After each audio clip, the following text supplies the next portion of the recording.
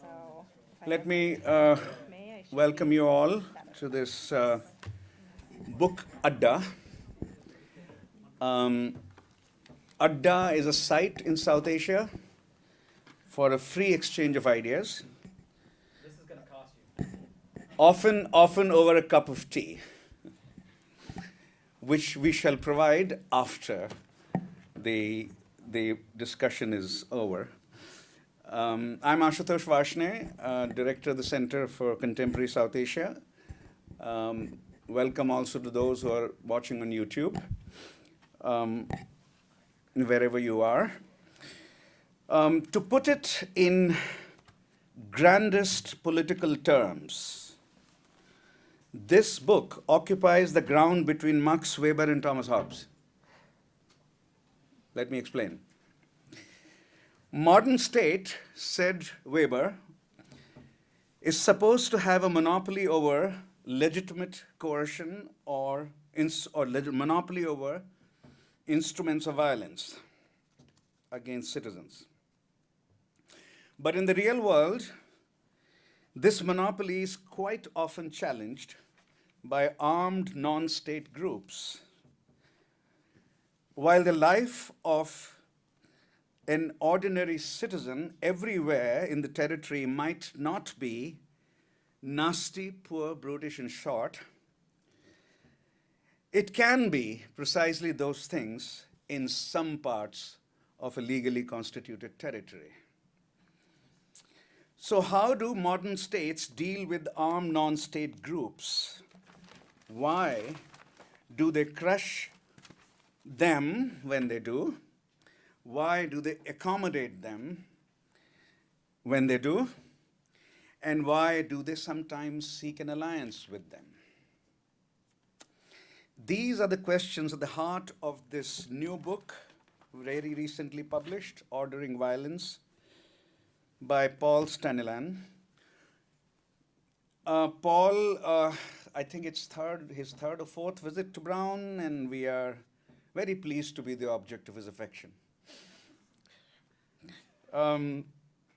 He will speak for 15 minutes or so, introducing the main themes and arguments of his book and the materials that especially come from South Asia.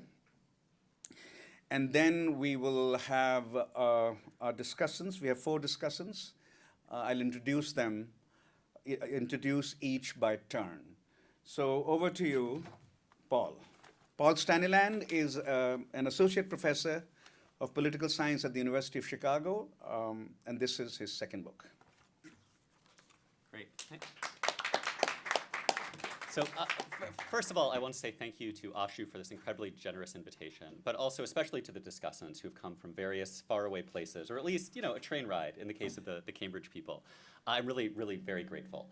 To be honest, I kind of hate talking about my own published work. So what I decided to do, because it's kind of like, yeah, there are a lot of problems, I can't do anything about them. Here we are, right? But I wanted to pull out some what I hope are kind of big themes that are of potential interest across both in South Asia and more broadly, to kind of maybe get us thinking about directions as well as conclusions, right? That's kind of the hope here. So I've timed myself, so hopefully I won't ramble too extensively. And I'm just gonna start off with kind of the basic question or questions. We can observe, just looking around the world, that armed groups of various kinds, armed political parties, rioters, militias, self-styled insurgents, private armies, warlords, whatever you want to call them, have a remarkably broad range of political relationships with central governments. As Ashu said, sometimes they work closely together. This is perhaps the stereotypical image of a pro-state militia or of the armed wing of a ruling political party. Sometimes they fight intensely against them, as in our prototypical view of a insurgent, counterinsurgent war. Often they live in between. So think about the American government's relationship with right-wing violence in the US. Kind of oscillates up and down from something like toleration with limited repression to more intense crackdowns to kind of a return to a world of containment and kind of, keeping a lid on things, right? And so the project is interested in trying to first help us think about what those relationships are. What are these cases of? How can we compare them? How can we conceptualize them? How can we measure them?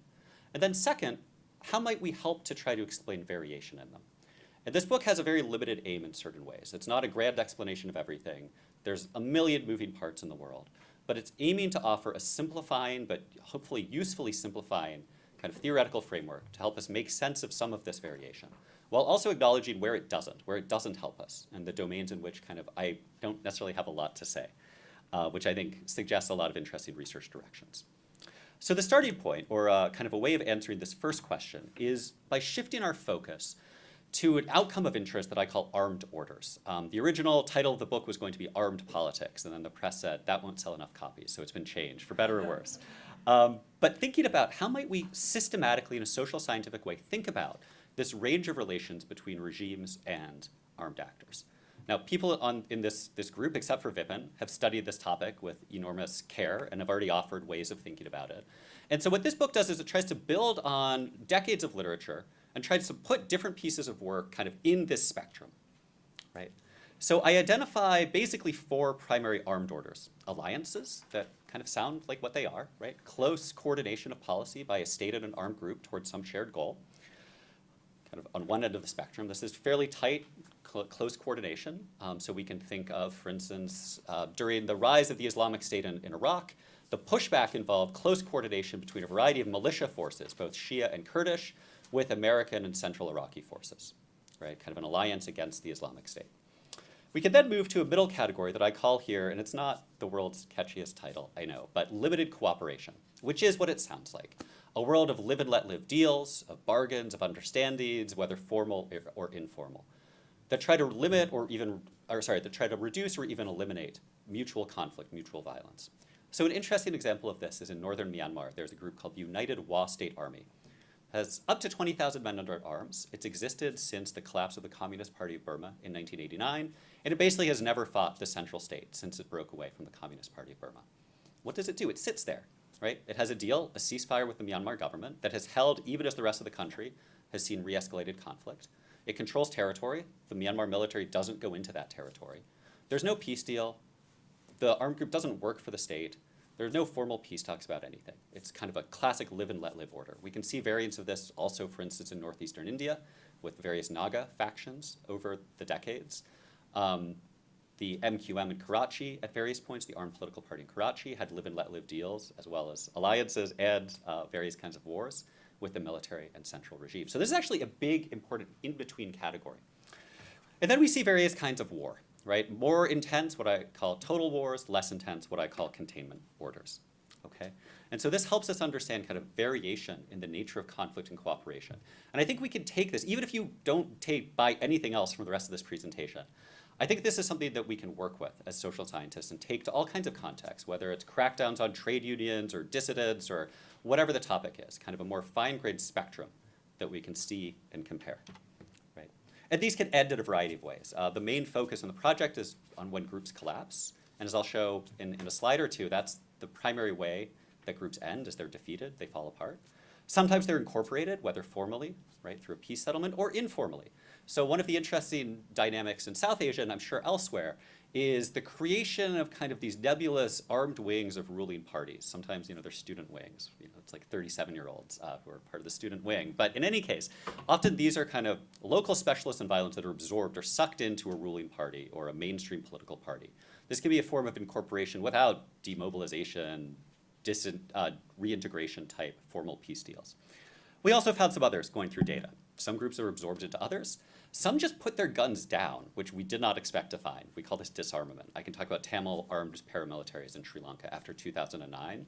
They just stop using violence, but they don't demobilize or anything. And then very occasionally, in this context, armed groups achieve their stated war aims if they're insurgents. There are very few of these cases, though in the broader world, there are obviously more. So part of the book is with many caveats and all kinds of hopefully maybe excessive transparency and limitations, right? I had a research group that went through a whole variety of armed groups, approximately 200 armed groups, over hopefully the course of their existence. And for each year measured which of these armed orders they were in with a central government. For the Indian cases, I was also able to do some subnational state level dynamics here in places like Kerala and West Bengal, though those are hazier. And so one thing it lets us do is just very simply see that a lot of the action is in these kind of gray middle spaces of limited cooperation and containment, right? Actually, my last slide shows neither Weber nor Hobbes, right? So Ashu read my mind, right?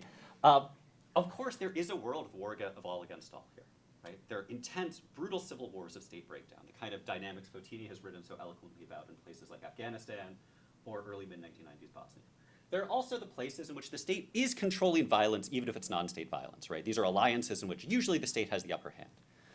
But much of the world is in between, kind of negotiations over the use of violence. Often we don't actually observe violence in these contexts, right? That's what limited cooperation often is. So we don't want to just look at the ones in our Civil War data sets. We also want to really carefully think about the zeros, the places that don't look like they have war, but are also not really contexts of peace or like a stable, legitimate monopoly of violence. Is this the whole world and over what time? Oh gosh, I'm sorry. This is 4 countries since 1947. This is India, Pakistan, Sri Lanka, and Burma, Myanmar. I also have some data from Bangladesh and Nepal that are not in the book. Maybe it would have been hilarious if I was like, yes, this goes back to 1789, a global data set. But no, not at all. I'm happy to talk about kind of more about where the data came from and all the limits to it. But it's a way of seeing these things and showing how do they end. Mostly groups collapse. One of the big takeaways here is it's really hard to be a non-state armed group. If you're going to die, or I'm sorry, if you're going to end, it's usually the group just can't hold itself together. Right? Victory is extremely rare in this context, the South Asian context. In global data, the same is true. Insurgents usually lose. But there are all these interesting incorporation, absorption, disarmament that are between them kind of summing up to about a third of cases. We can also see change over time, right? So this is, for each year, the distribution of armed orders in Burma or Myanmar. So of all the armed orders in a year, kind of what percentage of them are basically the darker is the more conflictual. It doesn't show up great here. The crosshatched or lighter is more cooperative. And so a nice thing here is we can see these big understood qualitative macro-historical changes in the political economy of conflict in Myanmar. The rise of Ne Win's military dictatorship in 1962 leads to a massive increase in really intense repression across the country. Ne Win's death in 1988 and the rise of a set of ceasefires along the Burmese periphery we can also see in the data. So there are huge problems with the data, but also I think it's capturing kind of a way of understanding what's happening in these countries that aligns with our kind of qualitative common sense understanding. Right? It lets us look at things like cooperation and conflict. This is in Pakistan with Islamist and non-Islamist actors. We see there's a lot more cooperation with self-described Islamists than with non-Islamists. I can talk more about this as we go on. And so this gives at least a flavor of what this mixture of qualitative and quantitative research might help us see, right? Questions it can open, maybe questions it can help us answer. So what's the argument then? How might we think about what's driving some of this variation? And so kind of one maybe excessively snarky way of putting it is that part of this project is to try to bring politics back into the study of political violence. To kind of denaturalize what we take for granted assumptions, denaturalize taken for granted assumptions about what states and governments want and what they fear. And I think there is an understandable tendency in the literature to kind of say governments want X and they fear Y. Right? For instance, Barbara Walter has a wonderful book about separatist groups that makes extremely strong claims about how governments view separatist groups. And I think there's much more variation in what governments are worried about and the kinds of actors that they actually view as unproblematic, unthreatening, or somewhere in between than the Civil War literature has really kind of taken seriously.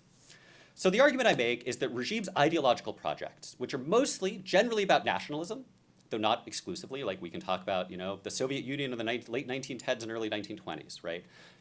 Let's call it the polity, the kind of the boundaries of the polity and hierarchies within it, right? Regimes have these visions, and then threats are in relation to whatever their ideological project is, right? Which is going to generate massive variation in what governments want and what they're worried about, right? It really matters if you have Barack Obama in power, compared to Pol Pot, for instance, right? There's then a part of the book I'm not going to delve into, which is more about kind of nitty-gritty tactical stuff. It's not as big picture interesting, I think, but I'm happy to talk about it. And I mostly focus on regimes that are relatively coherent. I focus primarily on central government interactions with armed groups, and I mostly focus on armed actors. I think the framework might have some traction beyond these domains, but kind of for the purpose of the book, I kept it much more tightly scoped. So what I try to do in the project is historicize these threat perceptions by looking at the emergence of what I kind of draw in on people like Sherry Berman call these carrier movements that generate ideas of politics prior to taking power. So this lets us identify these understandings of, for instance, nationalism or religious citizenship prior to a seizure of power, prior to a movement becoming a regime, to look for kind of an ex-ante set of indicators of what a future government may view as a threat or as unproblematic, right? And these carrier movements are diverse, various different backgrounds, right? And so what I then argue is you can get these different alignments of armed groups with relation to the political cleavages and political symbols that governments care most deeply about. And that's what threat is about. It's not just about the number of men under arms. It's not just about the objective military strength of armed groups, but instead the relationship of those groups and their demands to these core ideological goals that regimes carry with them. And I think this helps us understand patterns of repression that seem wildly disproportionate to the objective military threat being posed by some scattered group of dissidents or intellectuals, as well as cases in which large militias or armed actors are basically left alone by governments or worked with, right, in which private violence is seen as politically unproblematic rather than like a fundamental threat to the Weberian legitimate monopoly of violence. So what I do in the book is that I kind of generate, I love typologies, I don't know, for better and worse, they're like my love language, right? And so you can think about different armed groups falling into these different combinations of ideological alignment with kind of basically, are they useful to the government and willing to play ball with the government to pursue some more discrete tactical goals, winning elections, winning counterinsurgencies, projecting power across borders. So we get like dynamics like these armed allies or mortal enemies that kind of make sense, right? They're what you would expect. Mortal enemies are like the world of classical counterinsurgency. These are the insurgents to be defeated by the regime. Armed allies are what you might think of as your classic pro-state militias or armed political parties. But then we get a lot of groups that are kind of in between, right? Groups that are ideologically aligned but can't really do anything for the government and so kind of get sucked up into the ruling apparatus or mainstream politics. Some groups, this is like Fotini Christia world, where they may be ideologically opposed, but they have tactical reasons to work together, right? These strange bedfellows, right? So you can see these kind of curious alliances that cut across in some, I think, somewhat rare but very important conditions, these ideological cleavages. And a lot of groups that live in what I call here this gray zone, where they're leveraging demands, making demands that could be manageable within mainstream politics, but are kind of more extreme along some dimension than the regime would prefer. Let's call these kind of unsavory but tolerable actors that sometimes are useful and willing to do business, and sometimes are just kind of to be contained. I think of right-wing militias in the US as traditionally following into this like undesirable category. Like, yeah, the regime thinks, yeah, they're kind of problematic. The Trump administration maybe doesn't view them as problematic at all, which makes a broader point about ideology and threat perception. But kind of this world of actors that don't need to be destroyed. It's not worth the hassle, right? So I'm running low on time, but I wanted to give the crudest possible sketch, right? There's way more in there. You can love it or hate it, but there's way more in the book, where I try to put this kind of argument in motion, looking at regimes that have taken power in post-colonial South Asia, emerging in some form out of British colonialism. And I focus here on India, Pakistan, Sri Lanka, and Burma, or Myanmar. I'm happy to talk about Nepal and Bangladesh, especially Bangladesh a little bit if people are interested, but it's kind of a result of one of these rather than starting from this colonial starting point. And so the very broad, crude argument I make is that, and this is, I think, not a shocking or controversial statement, the ideological projects of India and Pakistan come from different places and lead to different sets of fears, right? And so basically what you see both in the articulation of leaders and then also systematically in data on patterns of accommodation and repression are what I think of as kind of mirror image internal security postures, right? Tactically, they operate very similarly. These are militaries and internal security apparatuses that on the ground are doing a lot of the same stuff. But it's where they're directed toward higher or lower levels of repression that differs dramatically, right? So in India, kind of what we might think of as ethno-linguistic or tribal regionalist groups, there are a huge variety of mechanisms for managing them. You see lots of ceasefires, lots of containment, lots of live and let live dynamics. Those exact same types of group in Pakistan have been subjected to drastically higher levels of intense repression. And I link this to the kind of fears of founding elites about the greatest threats to their projects, right? In India, it's basically the fear of kind of partition anew, right? Minority religious separatism breaking apart the new nation. In Pakistan, it's this problem the Muslim League struggled with for decades, how to manage linguistic and regional difference, right? That was the key threat. And these carry over. There's much more complexity I get into, especially around Islamization in Pakistan. I talk a little bit about the rise of Hindu nationalism in India. I'd be happy to talk more about that. I actually don't think it has huge implications for most Indian counterinsurgency policies, but it has huge implications for other forms of violence. Okay. Sri Lanka and Burma, Myanmar, happy to talk about, but these are your classic sons of the soil wars from below. Kind of social movements emerge from below, demanding majoritarian kind of ethno-linguistic dominance that leads to a series of incredibly costly, objectively, often really counterproductive crackdowns and protracted counterinsurgencies that are all about boundaries of the polity, right? Are the Rohingya part of the Burmese nation or not? And then hierarchies within it. Are Tamils equal in Sri Lanka, or in fact, they guests who need to be on their best behavior, right? Because the Sinhalese Buddhists dominate, they own the land, right? So these are what these wars are actually about. Okay, so I'm gonna end here.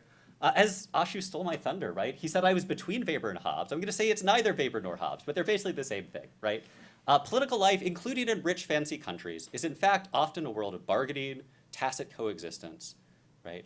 and various kinds of more and less conflictual and cooperative relations between regimes and various kinds of armed actors, right? To understand these, I think we need to take seriously the ways in which mainstream politics are historically constructed and in fact garrisoned by large internal security apparatuses. What seems normal and taken for granted in one place may be very different in another. Third, I think there's a case here for integrating the study of political violence beyond kind of silos of like civil war, state building, electoral violence. They're all, and sometimes, all about the same basic fundamental questions. And then finally, if we want to talk more about kind of policy implications, I think this suggests a variety of options for building something like stability or something like sustainable political order that are not just about kind of creating Leviathan, which I think under some circumstances actually leads to very counterproductive consequences.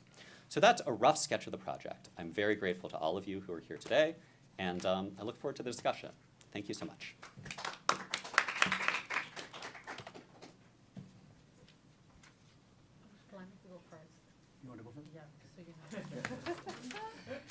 So our first commentator is Fotini Cristia from MIT. She's the Ford International Professor in the Social Sciences at the Department of Political Science and director of this is a new center, this was not there when I was a student there, director of the Socio-Technical Systems Research Center, SSRC. The internet didn't exist when you were. Yeah, correct.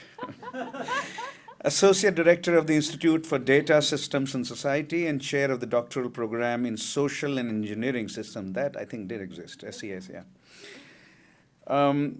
Fotini is the author of Alliance Formation and Civil War, a very important book which was published in 2012 by Cambridge and was awarded the Lubert Prize for Best Book in Comparative Politics. So I won that too. But I didn't win the other two she won. She won Lep Gold Prize for Best Book in International Relations, I didn't. And a Distinguished Book Award from the International Studies Association, ISA, I didn't. All right, her research has also appeared in Science, Review of Economic Studies, APSR, and the Annual Review of Political Science. And like some other political scientists, academic political scientists, including me, she has often published opinion pieces in newspapers, New York Times and Washington Post included, as well as several in Foreign Affairs. Fotini. Thank you. Thanks very much. Ashu is always very generous with his introductions. I mean, Paul, I'm sure you're feeling flattered to be between Weber and Hobbes, or neither Weber nor Hobbes. But I should say that I'm actually truly honored and delighted to be here. It's been such a long time since we've been kind of in person, and it's great that we're convening over such a terrific book. I was just saying to Paul that this is the type of book where, for people like me, where I've written only one, it actually makes me jealous that he has two and the second is better than the first. So it was really an exciting time reading this. And Paul did a great job, obviously, giving us an overview of the motivation and the argument and where do we go from here, both academically and in terms of thinking about policy.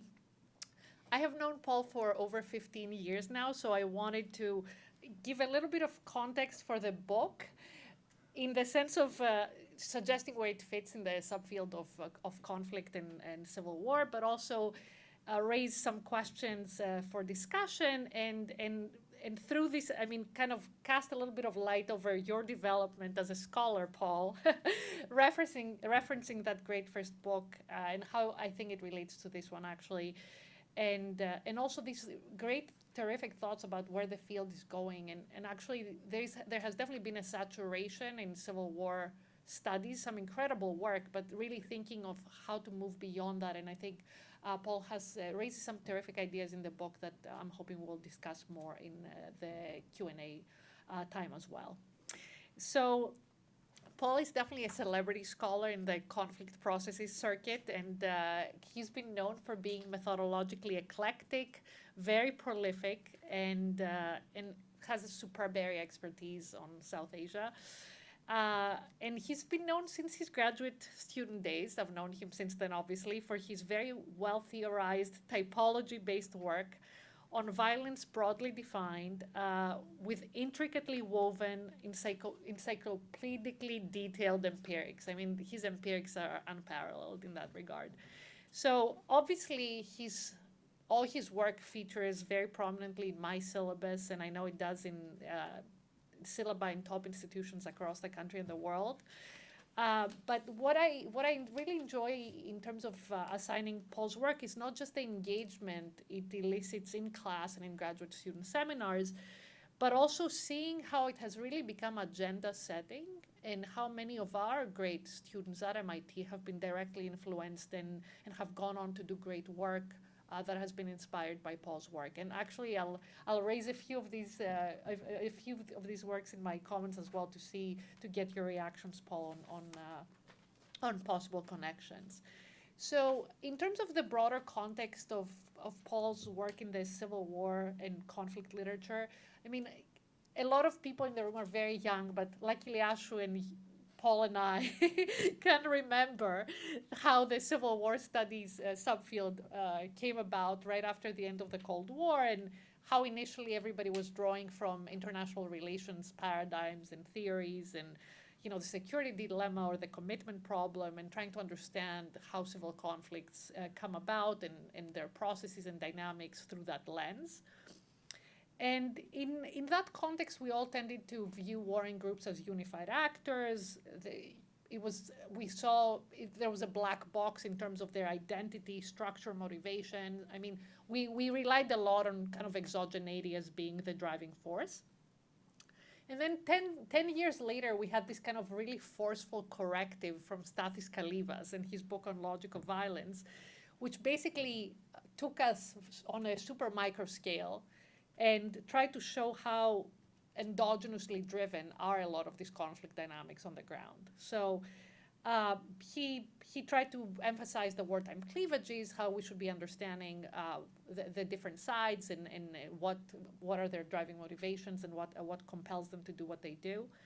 And 10 years after Stathis's work came Paul's work, his first book, which in my mind tried to establish where the endogenous ends and where the exogenous begins, and that's what I really appreciated. So basically, Stathis took us in the weeds, and there was a lot of this celebration of endogeneity, but Paul suggested let's take a step back and try to understand what are exogenous factors that we could be leveraging that still matter.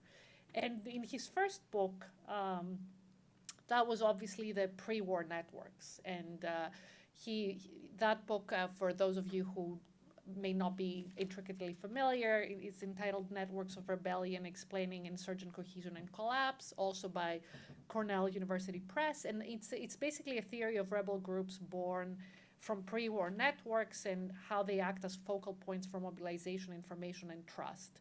And Paul makes a very compelling case about the importance and role of these pre-war networks in how these dynamics played out. I was actually a reviewer on a round table that showered praise on that first book as well. But I should say that the second book I found very mature, very lucidly written. I really appreciated the way it conceptualized the state-armed group relationships as armed orders. I've been a huge fan of the perspectives piece that came a few years ago that I felt was really kind of the initial idea behind this piece. And Paul, I should say it's probably my favorite perspectives piece. And I know you've been writing a lot of those, so this has been really exceptional, and I think it's exciting to see how it drove this whole book project basically single-handedly. As Paul already explained, this current book systematically compares state-group interactions during periods of high, low, or non-existent violence across different types of groups. Political parties, militias, private armies, insurgents. He does so systematically, but also gives us an overtime dimension, which I thought was really important. So we also see the dynamic aspect of this relationship. And where the exogenous meets the endogenous here is really in ideology. So that's where the core focus of the work.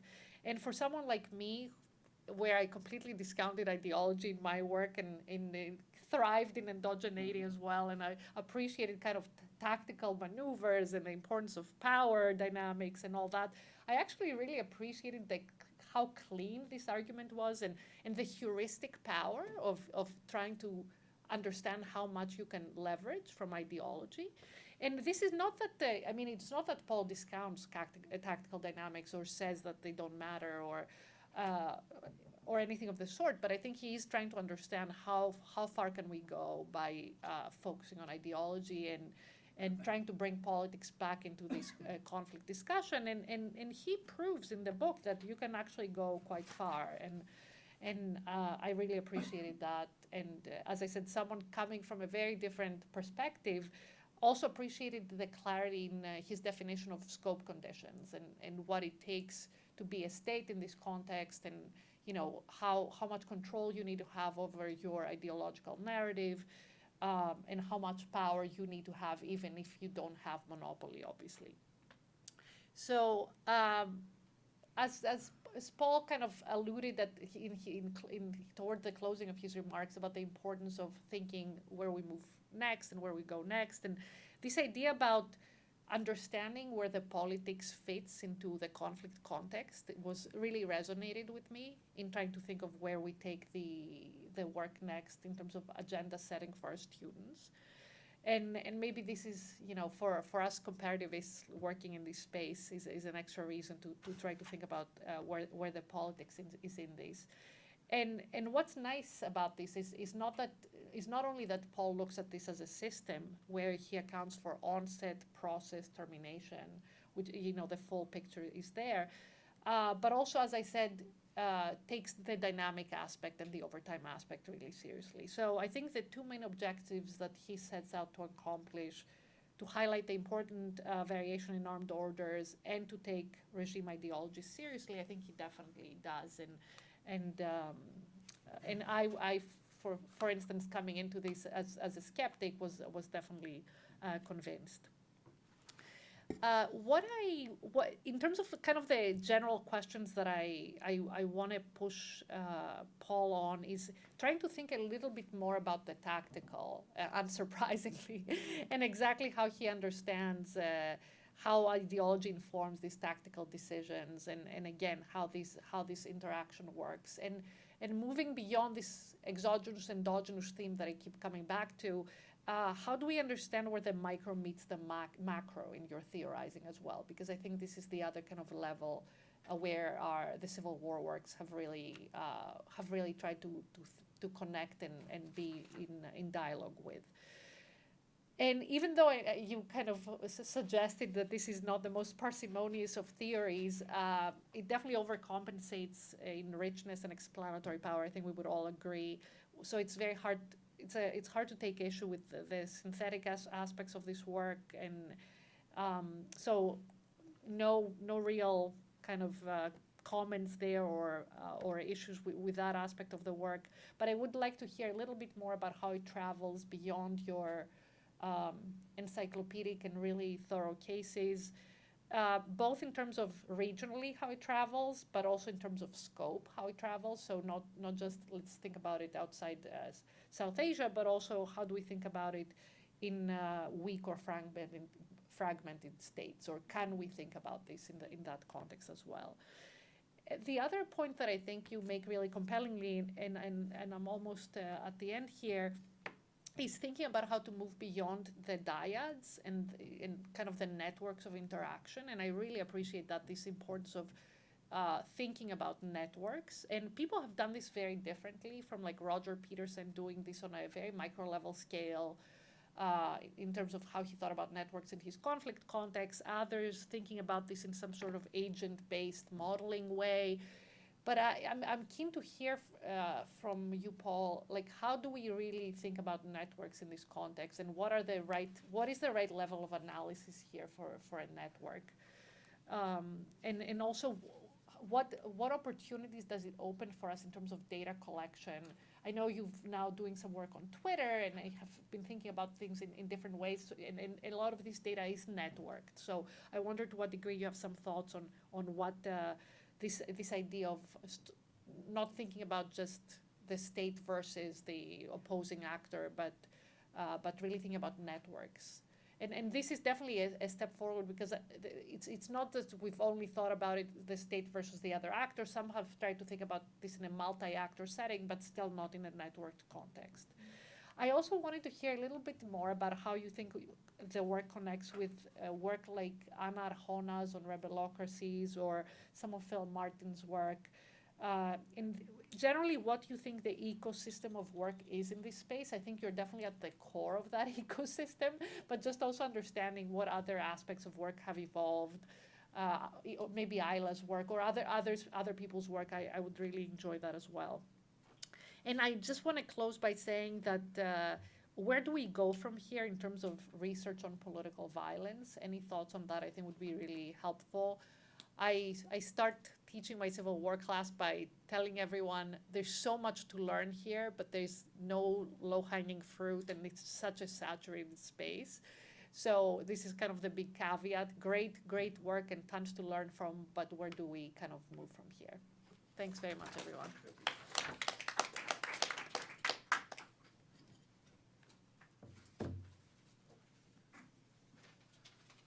So,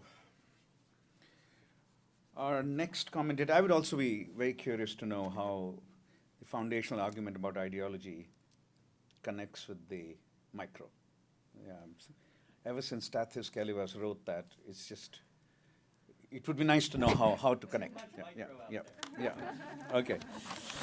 Our second commentator is a former graduate of our department, political science, Ed Brown. Yelena Bieberman is an associate professor of political science at Skidmore College, now tenured, non-resident senior fellow at the Atlantic Council South Asia Program, South Asia Center, and an associate at Harvard's Davis Center. Her BA was from Wellesley College and has a master's from Harvard and a PhD from Brown, from our department here. And before she came to the PhD program, she also worked as a journalist in Moscow. I think we have a lot of questions for her over dinner tonight, so that'll be wonderful. Her book, Gambling with Violence, State Outsourcing of War in Pakistan and India, was published by Oxford University Press. That was my series, actually, Modern South Asia series, in 2019. And it tackled a global problem particularly consequential for Pakistan and India, state outsourcing of violence to ordinary civilians, criminals, and ex-insurgents. So, Yelena, the next 12 minutes are yours. Thank you. Should I get up, or is it okay to sit? Okay. It's up to you if you want to. So my nose is running. Yeah, I mean, I can. We're all afraid to take the podium after you, Ashu. No, so formal. Thank you so much. I want to thank Ashu so much for having me here in this wonderful workshop for what I know is going to be an influential book. And it's just so nice to see everyone again after all this time. And during this difficult time as well, right? Still. So I'm going to get straight to the point and discuss some of what I find important in Paul's contribution, as well as perhaps some limitations or things for moving forward. I think this is a book that opens up space for productive conversation on states, non-state actors, ideology, tactics, and also just kind of thinking the way, rethinking how we think about security, right? Is security that secure? Paul's argument about the primacy of ideology was really striking to me. In my book, which Ashram mentioned, Gambling with Violence, I have examined similar questions and cases from South Asia, but arrived actually at a different conclusion. I'll start by saying that I agree with Paul that ideology matters, right? But my book's main argument that I found, which is what I call balance of interests framework, is that tactical considerations drive state and non-state behavior in the alliances, and then ideology follows suit. And only in some instances I found ideology to play an important role in that interaction. I think there would have been a productive conversation between our arguments and the conclusions that Paul reached and my own. Also, what I find that is still that is still missing in the book was, and in addition to discussion of this potential alternative theory, is also sort of a systematic analysis of the interests of the non-state actors themselves, right? And kind of thinking about where that comes in and the role of ideology there as well. Another brand of scholarship, which I think would have been really nice to integrate and engage with, is relatively new. It's represented by people like Niloufer Siddiqui, Gareth Nellis, among others, and it talks about the role of electoral competition in driving state behavior. So, for example, Nellis and Siddiqui have shown that in Pakistan, secularist rule causes significant reduction in the activity of religiously motivated militants, which goes along with Paul's thesis. But they conclude that this is because of electoral pressures from core party supporters rather than ideological compatibility. So it would be nice to engage with that argument as well. Okay, so now I'm going to focus on the armed act. Can you repeat this argument again, the Nellis Siddiqui argument? Yeah, so they're saying it's because of the electoral pressures from core party supporters, not ideological compatibilities. Drive militant behavior or drive government-militant relations. Yeah, lead secularist parties to crack down on Islamist militants. So it's looking at Pakistan especially. Yeah. So this was a versus others. Yeah, APSR article from 2007. I just wanted to remind you of that. Yeah. So let's focus now on Paul's armed order framework. In particular, there are two concepts which have come up that merit attention because they're at the heart of the framework. The first one is ideology, and the second one is armed order. So as the late Alan Zuckerman used to remind us here at Brown, that to be applicable, a concept has to be both precise and useful. Ideology, and especially leaders' ideological projects, serve as the main independent variable and the main theoretical contribution in the book. Armed actors, armed groups that advance claims based on ideas, symbols, social groupings, which government leaders see as compatible with their ideological project, will be treated as legitimate. The main basis for evaluating whether a given violent non-state actor is threatening is ideological in the book. And the book offers three dimensions of ideology: nationalist inclusion, religious secular orientation, and the left-right spectrum. So although the book admits that ideology is one of those grand concepts, right, that is really contested, I find its operationalization as an umbrella for the aforementioned dimensions actually to be quite useful and not excessively reductionist, right? There are different ways to think about what ideology is. I was just, it could be, some consider it sort of a worldview which is used to extract consent of the public, but I think it's actually quite useful to use it this way here. Had the book instead used the more expansive term like national identity, we would have missed out on that fluidity that Paul talks about in the book. However, I think the formulation elite beliefs and perceptions maybe would have sounded less impressive, but perhaps gotten the job done as well. Overall, this book falls in the so-called gray zone between the type of simplification and categorization that we see in quantitative scholarship, which combines sophisticated methodology with rudimentary conceptualization, and the deep sensitivity to concepts and context that we see in ethnographic and historical literature. This gray zone is difficult to inhabit, and not everyone survives and succeeds in it, and of course Paul has. The book's original contribution in the argument is that the argument that seeing like a state means seeing through the prism of ideology. The striking and perhaps counterintuitive claim is that when it comes to domestic security, material or power considerations come after ideological ones. Unlike, say, Samuel Huntington's emphasis in The Clash of Civilizations on the role of culture, this book adopts a more expansive term, ideology, to capture both culture and political orientation. This is reminiscent of the classic IR theory debates between proponents of defensive neorealism, constructivism, and even Wilsonian liberalism. This is compelling, and there was a missed opportunity, I think, to situate this framework in the IR canon. This is what Fatini does in her own work. And doing so, I think, would have made the framework more intuitive to those of us who are familiar with the IR debates as well. Okay, so as with international relations, of course, the reality is the book admits is complicated. And it may not always cooperate. So let's take a case that's currently unfolding before us. The ideological project of Putin's Russia is to recreate the glory days, but in the 21st century. However, is this what is primarily coloring Putin's threat perception? Or is it the more material security threats posed by NATO and EU expansion? I know this is something that everyone is arguing about right now, right? And some people getting into trouble over. Putin has used the pretense of neo-Nazis inside Ukraine and NATO expansion to justify the invasion in Ukraine. So which one is it? Is it NATO or is it the neo-Nazis?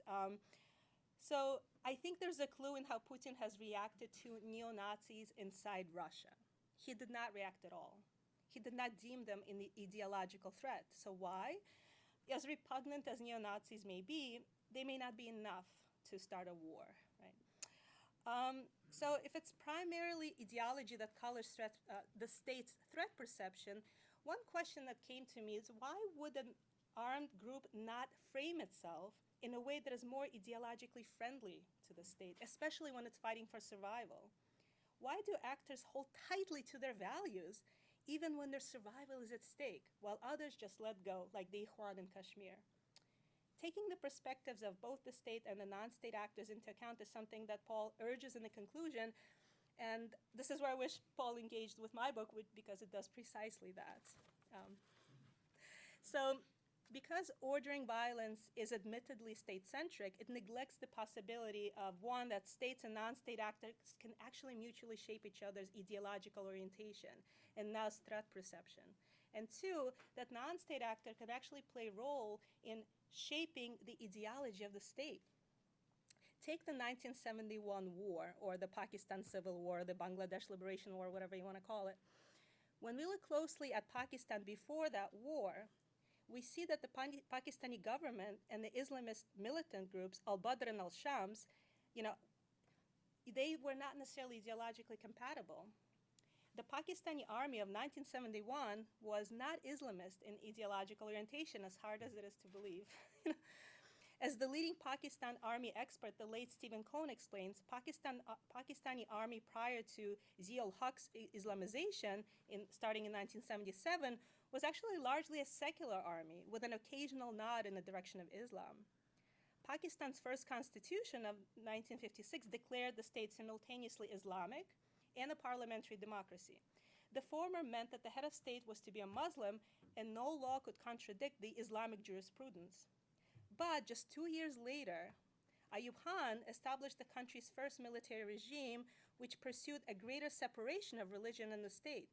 The word Islamic was removed from Pakistan's official name in the new constitution. Ayub used religion to legitimize selective reforms, but it was not until after the 71 war that Islam started to occupy an increasingly prominent role and position in political discourse.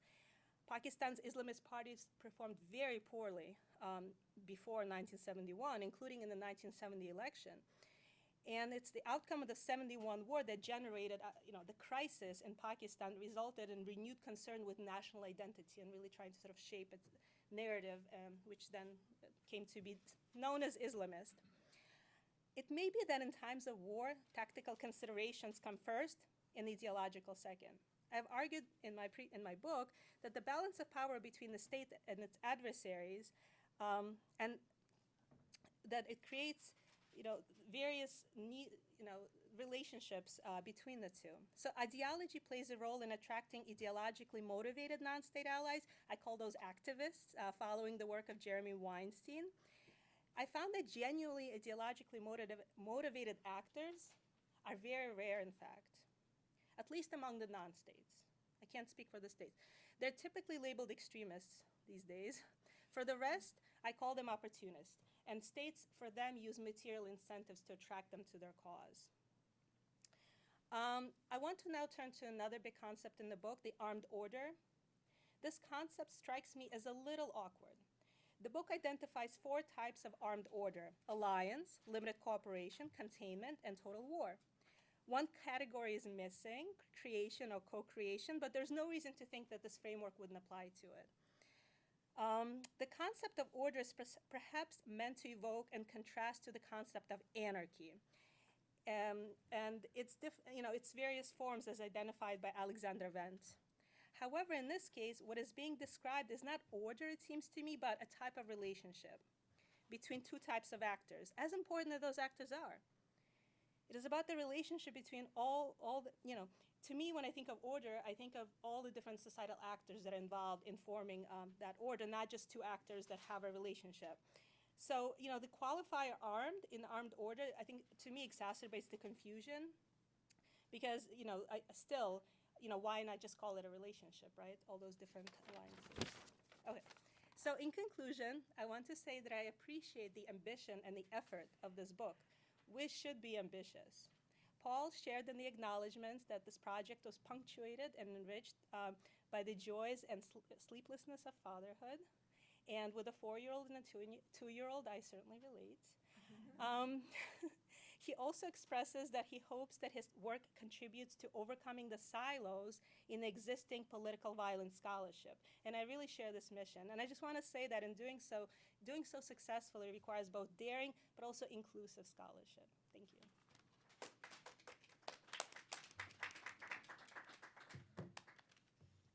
Our next commentator is Megan Turnbull, also a graduate of our Department of Political Science at Brown. She's now assistant professor of comparative politics at the University of Georgia, and this year a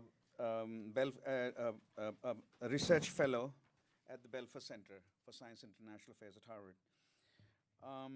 The book she's writing, based in part on her dissertation, is entitled Political Order and Joint Organization of Election Violence in Nigeria, and look at the remarkable similarity, at least to some extent, between what she is trying to do there and what Paul has done in this book. She deals with the conditions under which subnational political elites and non-state actors jointly organize her dependent variable is pre-election violence.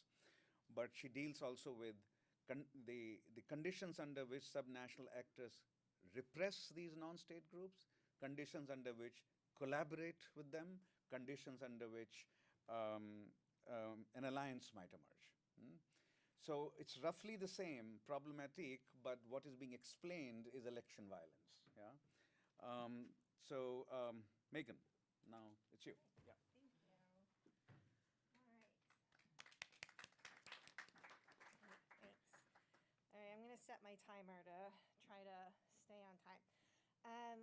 Okay, great.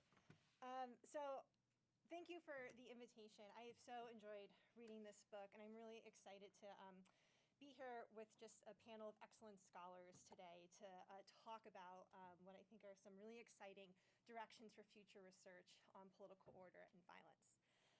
So I thought I would start with what I think are some really big, important contributions, and then get into some comments and questions, which I think already build off what Elena and Fatini have already said.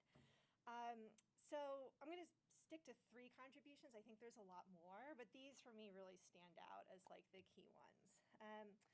So first, I think this book pushes us to think really deeply about how violence is used to construct political order, right?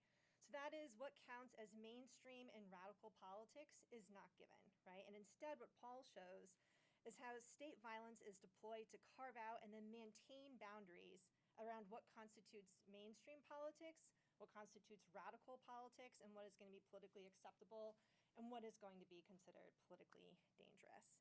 And it reminds us not to take these boundaries between mainstream and radical politics for granted, right, in the countries we grew up in or the countries that we study now.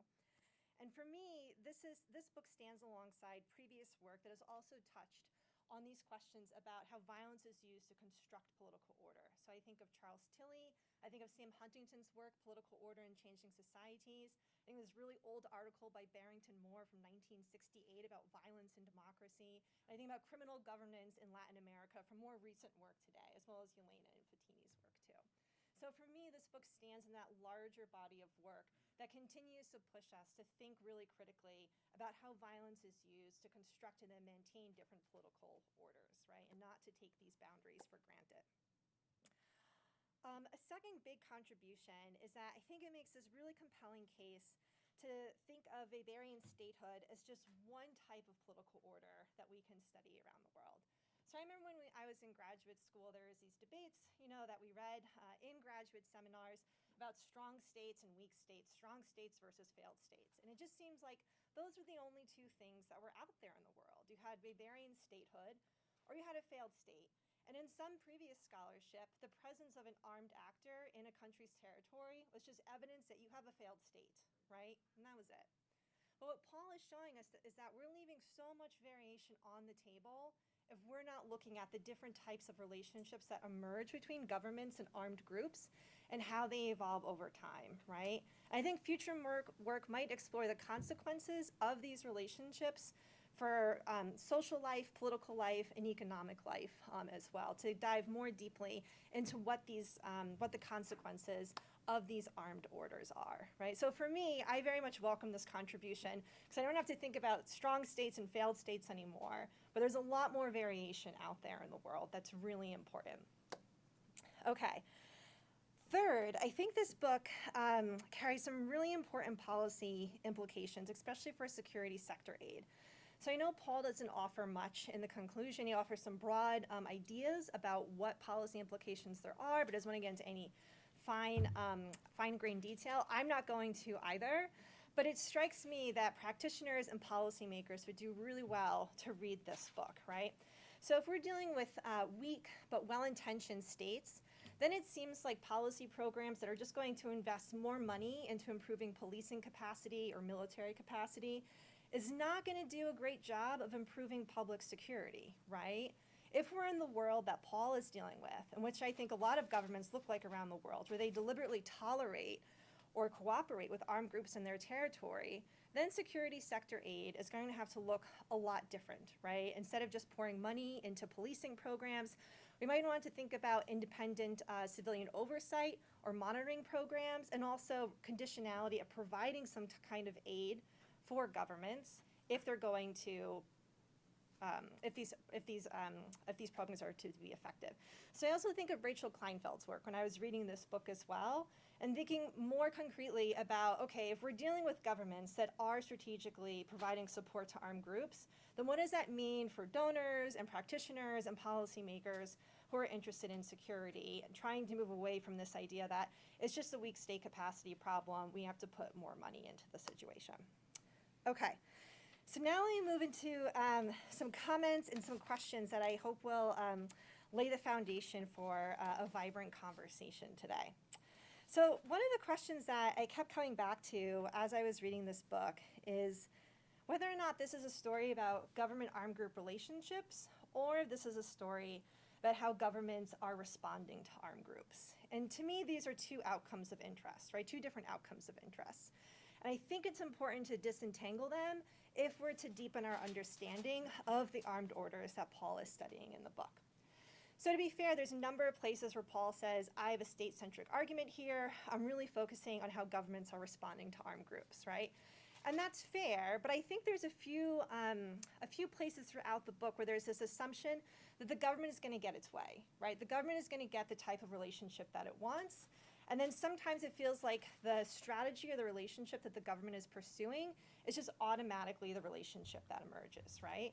And sometimes maybe that is the case. Governments are pretty strong vis-a-vis armed groups. Sometimes they do get their way. But sometimes the government doesn't always get its way, right? So maybe pursuing one particular strategy or have a preference for one type of relationship, but that relationship doesn't pan out. Maybe because the armed group in question has the leverage and the resources to push back against the government, or maybe there's other things going on in the country and those in power are unable to pursue the relationship that it wants, or it backfires in some way. So instead, what we have is a difference between what the strategy, the relationship the government would like to pursue, and the relationship that is actually emerging. And I think in future work, we need to be careful in disentangling these two things, because they do strike me as two different outcomes of interest. Okay. Secondly, another question that kept kind of knocking around in my head when I was reading this book is whether or not the type of armed group matters for how the government responds to it, right? So this book has a very broad, inclusive definition of armed groups that centers around political ideology to understand how governments are reacting to them. But something that I was wondering about, especially when it comes to these gray zone groups, right, which seems to capture a lot of different actors, is that whether or not the government is dealing with a vigilante group, an ethnic militia, the armed wing of a political party, an armed labor union, or a rebel group, that the type of group it's confronted with is going to factor into how the government is responding to that group, right? So ideology is an important variable here, but I also started to think, especially as we get into this gray zone where there's this really diverse population of different types of actors. And some of these actors, to be fair, are really hard to classify. I found this in my own work in Nigeria and elsewhere in Africa, where many groups have a mix of activities that makes their classification really difficult, right? But some groups are clearly ethnic militias, some are clearly vigilantes, and they might be perceived as more or less threatening, right, by governments, and that's going to impact how governments are responding to them. So that was something I kept wondering about. And again, it seems like when it comes to these gray zone groups, that's going to be especially important here. All right. Another thing that kept coming up for me as I was reading the book is I kept wondering about rival explanations too. And I think this book makes a really compelling case for the role of political ideology and tactical interest. But thinking about the countries I know a little bit better, I should say far better than countries I know in South Asia, which is like, I know next to nothing about South Asia. But I kept thinking about, well, what about in the context I know and study about how governments are responding to armed groups? So I'm going to throw a few out there and then see what maybe what you might think about these in response. So one is inspired by Catherine Boone's work on state development in Africa. So you might expect central governments to tolerate or ignore armed groups in economically unproductive regions that are generating or providing little to government revenue, right? So these are regions where maybe the government doesn't care all that much about them because they're not getting a lot of money from those regions, right? So they're not too important for the government.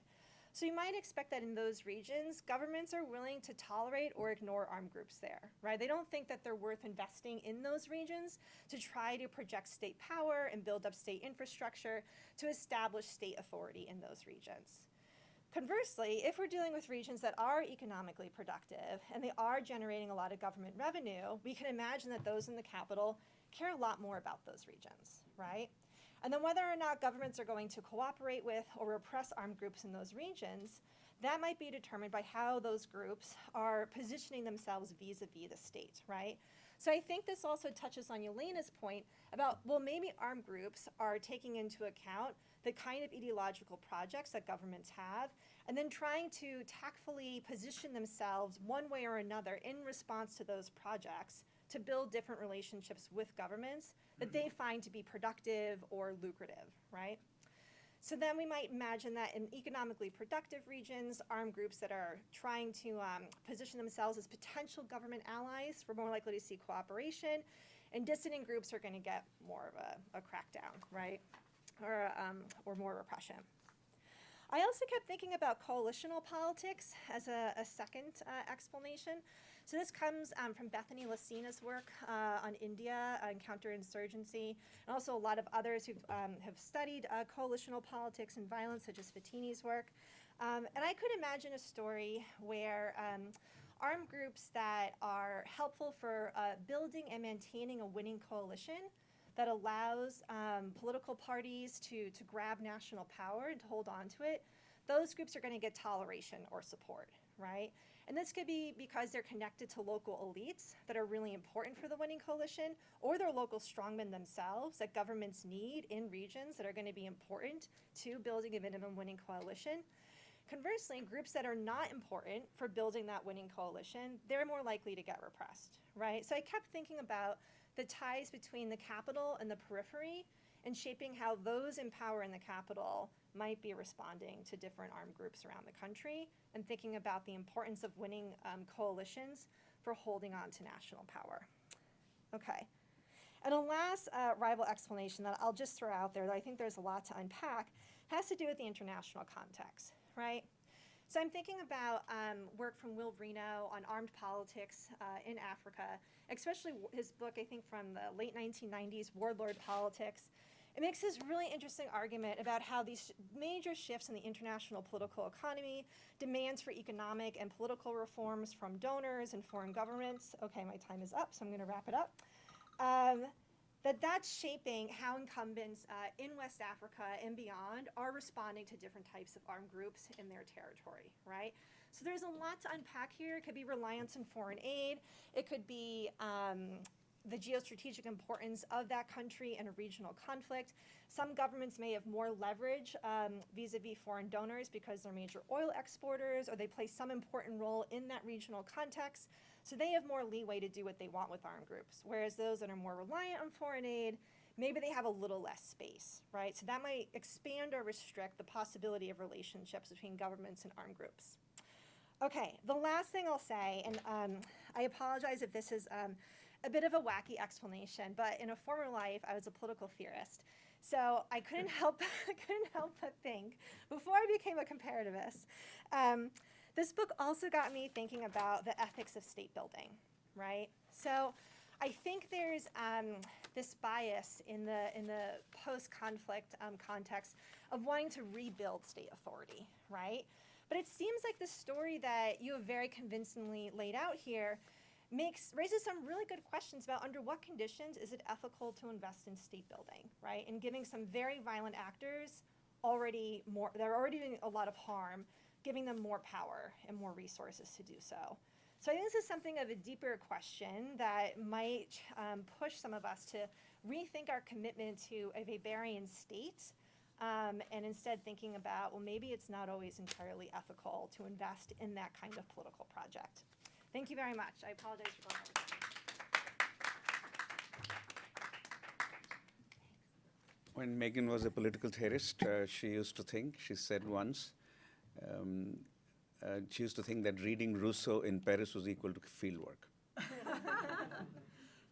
That was a brilliant sentence that I still recall from one of the seminars. Reading Rousseau in Paris was equal to fieldwork.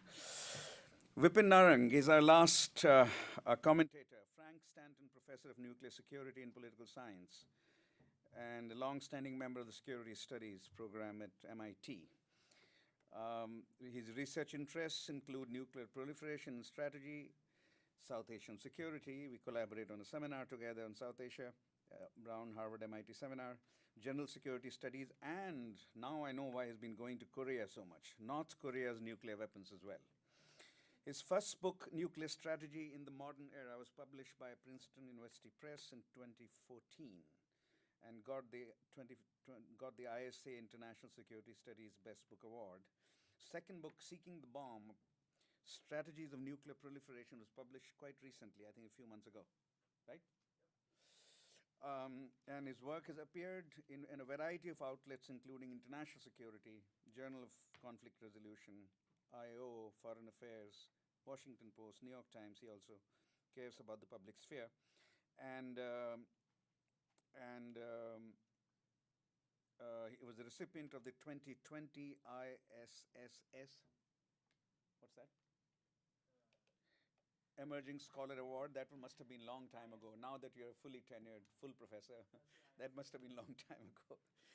Vipin. Yeah, okay.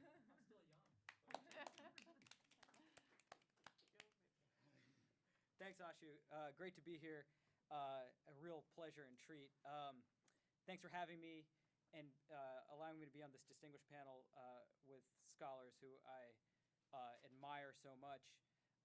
I am the odd person out. I don't work on sort of civil conflict, civil and ethnic conflict. I work primarily on nuclear weapons and moonlight as a South Asianist. I think I was asked to speak here mostly to roast Paul, with whom I suffered through graduate school along with. He at MIT, I at Harvard. We took Hindi Urdu together, and I'm always a couple months behind him in He published his first book, I think 4 months before my first book, and published his second book 4 months before my second book. But he's always been a great friend, a great role model. We've battled more things that I can say on a YouTube stream together: fatherhood, hair loss, university bureaucracies, publishers. I think my biggest complaint about this awesome book is that it wasn't written with enough snark that he reserves for his Twitter feed. But let me say that I think I want to discuss and highlight some of the things as a quasi-outsider to this field that I think are really important about the book. And then I'll raise some questions for future research, mostly repackaging some of the excellent comments that have already been mentioned. But what I think the biggest thing about this book in the context of the field is it shows that macro theory and macro historical books are still important and still possible. As the field has gone increasingly micro and experimental, I think Paul shows us that there is still room for and important questions to be asked and answered at a macro theoretical and a macro historical level. And I think it sort of brings those features, both theoretically and empirically, back squarely in the field. And this is a big swing of a book.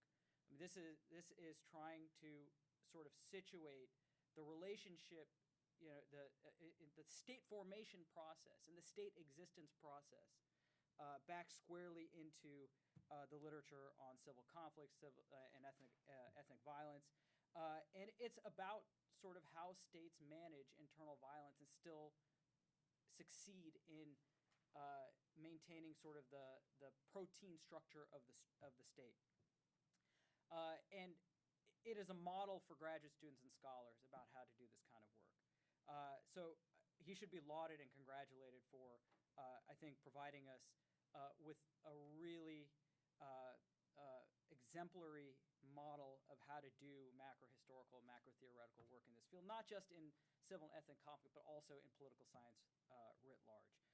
And although the case studies are in South Asia, it is a model for how to theoretically and conceptually think about sort of state relationships with armed actors across the world, and I'll come back to that at the end. So I'll be brief here because I want to open it up, to discussion and let Paul take a swing back at all of us. But I trade in typologies also in nuclear security.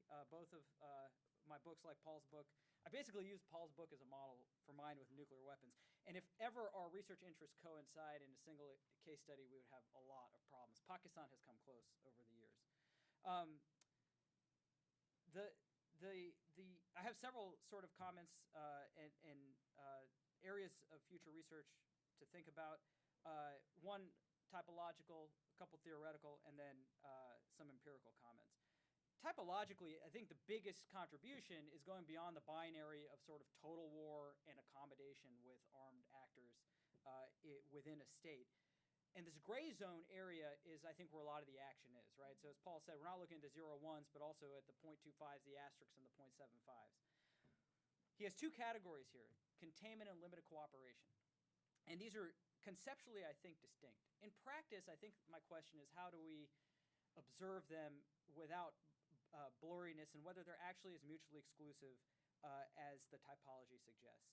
And when we're coding sort of a state relationship with an armed group, is it possible either there's blurriness between the categories? Limited cooperation and containment can sometimes look very, very close to each other, sort of temporary ceasefires while at the same time trying to prevent the armed group from expanding beyond its territorial ambitions or territorial control.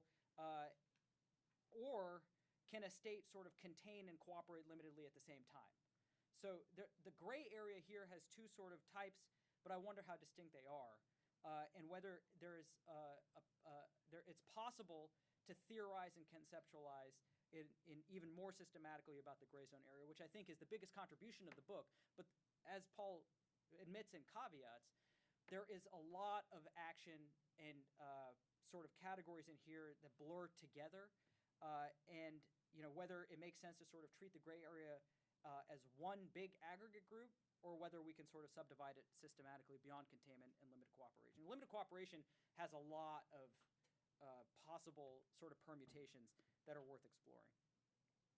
The theoretical point or comment is most of the theory here, as Paul talks about and as other commentators have suggested, is state-centric. It's state ideology. There is sort of my biggest question through the book, both theoretically and empirically, is sort of the relationship between state ideology, armed actor, center ideology, armed actor ideology, and then the balance of capabilities, especially, as armed actors get stronger, does the threat they pose to the center rise even if the ideologies are held constant? And this will come up in sort of the empirical comment in the only sort of case I know, which is India, and even then, not even these Northeast cases, which are fascinating, but well beyond my scope. But I wonder whether sort of the perception of threat is driven more, especially over time, as the center's observation or perception of the capabilities of the armed actor grows, and not just sort of the ideological balance between the center and the armed group. A related question is also measurement. How accurate states are in assessing the ideologies and the capabilities of the armed actors, right? So are there cases where a state believes it has sort of, it can have a business partnership in the gray zone, but it turns out that the armed actor is actually ideologically opposed, and then it has to shift sort of its strategy? Because a lot of the work in the shift, in sort of changes over time, in the theory, really have to be either regime change or a change in the center's ideology. But I wonder whether there's sort of changes in assessment or changes in capability of the armed group itself that lead to changes in strategy. The third sort of point, so the theoretical point is really the role of capabilities and strength of the armed actors, and the balance of how do we think about, ideology doing the work, or at least proximately, is the rising capabilities either externally supported. So in the Indian case, the Khalistanis and the Kashmiri insurgents are obviously getting third-party support at times from Pakistan, and does that shift sort of the center's view of the threat that these armed groups pose? The empirical sort of question, and I'll use sort of the Khalistani example, the India center's approach to the insurgency in Punjab in the 1980s and beyond as an example. So the Congress strategy shifts from sort of business partnership to stoking and cultivating the Khalistani insurgency to what I would classify as total war. And eventually and I think you discuss it similarly. But what causes the shift is not a shift sort of in ideology or assessments. It's the center's ability to control the more extreme elements of the Khalistani movement become more difficult, and there's sort of a blowback effect. And either the aims of the Khalistani insurgency, which are always sort of nominally secessionist, become more threatening because they become more capable, or the secessionist sort of aim becomes more sort of salient and obvious to the center. But what explains the shift? Because it's all under sort of in the Congress party, so you have sort of constant state ideology, but you have a shift in strategy from the center to the Khalistani insurgency in the 1980s through the 1990s.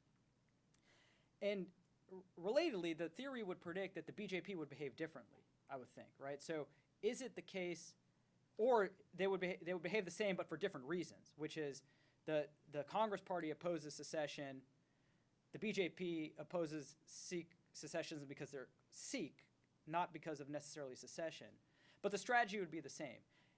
And the counterfactual is if it was a BJP government then, and we're seeing sort of, with the resurgence of the Khalistani, at least nominally, potential resurgence of the Khalistani movement, the BJP seems to be sort of treating the Khalistani movement the same way the Congress party did, all right? And it's the threat of secession. And I wonder how much sort of it's not sort of the Nehruvian Congress ideology versus Hindu nationalism doing the work here, but just secession, right? That any Indian government would oppose any secessionist movement, regardless of sort of the religious component or the post-colonial. I think secession sort of fits with your view of the Congress ideology, right? Keeping the territorial limits of India intact. So Congress would oppose any secession movement, but is it fair to say that the BJP would also sort of oppose secession? And whether, as an alternative explanation, as Megan suggested, is that all Indian governments just oppose any secessionist movement regardless of what form it takes, and especially in the core, right? So Kashmiri and Punjabi or Khalistani secession movements especially. And in the periphery, we see a lot more sort of gray zone because the center just doesn't care as much, and they're willing to devolve authority in ways that they may not be willing to do in places like Punjab. And so I'm just, as sort of both alternative explanations, but also empirically, what's doing the work in the shift in strategy if it's not sort of a regime change at the center, but some characteristic of the insurgency or the armed actor itself as its goals become either more extreme or they become more capable. Finally, and this is something that I think that Paul has started working on, I think one of the darkest implications of the book and one of the most important implications of the book is sort of the external validity to the United States and how sort of after the last 4 years, or the last 4 years before the last year, the center and the Trump government dealt with armed actors in the United States. And what does the book say? I mean, it's really, I think, terrifying when sort of American politics meets sort of the business end of comparative politics. And we now have, sort of an out-of-sample case that hits really close to home.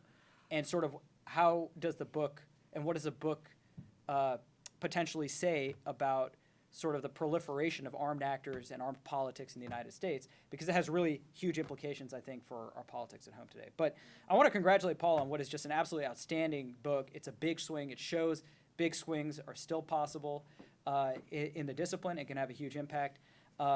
It's sort of all of these scholars' work here in the room that keep me sort of grounded in South Asian security outside of just nuclear weapons. These are the books that I think the rest of the field especially can learn from, can digest, and are really going to have huge impacts, both theoretically, typologically, and empirically on comparative politics, but on political science writ large. So with that, I'll close, and then we'll open up to comments and discussion. So how do you want to take it, Paul? Do you want to collect some more questions, or do you want to? I think you whatever. Let's give you up to 10 minutes to 10 minutes plus and then we'll collect questions. And the security scholars sitting here, so we'll probably have questions, right? Yeah, I'll be brief and also thank everybody for thoughtful and serious commentary. Favorable, critical, thoughtful, all of it, I really appreciate. So let me just kind of talk about each of the comments and just give a couple quick thoughts. I think for Fotini, there are many excellent questions here. One issue that recurs across, I think, a lot of these is where the macro meets the micro, right? And I think this is a fair point. This is not a micro book. I think there's a lot of stuff on the ground that's really important that I'm not able to really account for, right? I'm interested in these broader patterns of general accommodation, repression, some more fine-grained stuff. So there are real trade-offs that come with that, right? It's kind of looking at these big macro-historical trends. And I think at various points in the book, I call this a radically simplified account that's trying to get at something that tells us hopefully something fairly fundamental about how regimes are trying to govern violence. But I accept that in a lot of these cases, there are going to be microdynamics that I don't have anything particularly interesting to say about. In terms of network dynamics, I agree with Fotini. I don't know how to do it methodologically, but there are lots of different approaches to network analysis that I think would make sense for people to apply to these kinds of data and these kinds of questions. I think in terms of scope, I try to be pretty clear about scope, that I'm really, there's a whole world that I just don't think I have a lot to say about. And so I kind of say, read Fotini's book for a lot of that stuff, right? I think you could imagine worlds in which contending political projects, right? Think about what is the reconstruction of the state of Iraq after 2003? Contending, ideological, ethno-sectarian, nationalist projects tell us a lot about who wants what, right? And kind of what alliances are more and less palatable. It's striking to me, both in the Syrian war and then in the rise of ISIS, that the kind of fluidity we see in some conflicts really hasn't existed in some of these other conflicts, right? And it may just be idiosyncratic, but it may have something to do with the ways in which, for instance, ISIS or the Syrian regime articulate kind of what's acceptable and what's not, and what space there is for bargaining and amnesties and side switching. In some of these cases, I think there's very little, right? And I think that's something that we might be able to helpfully understand through the lens of this project. Where we go from here, I think, is a great question. Maybe I'll talk a little bit about it as I talk to some of these other comments.